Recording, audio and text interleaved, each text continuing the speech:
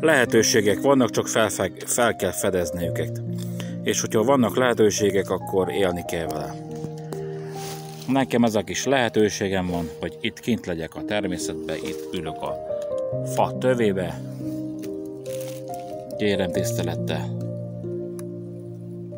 Itt van mellettem a szamos. Nem tudom, mennyire látszik.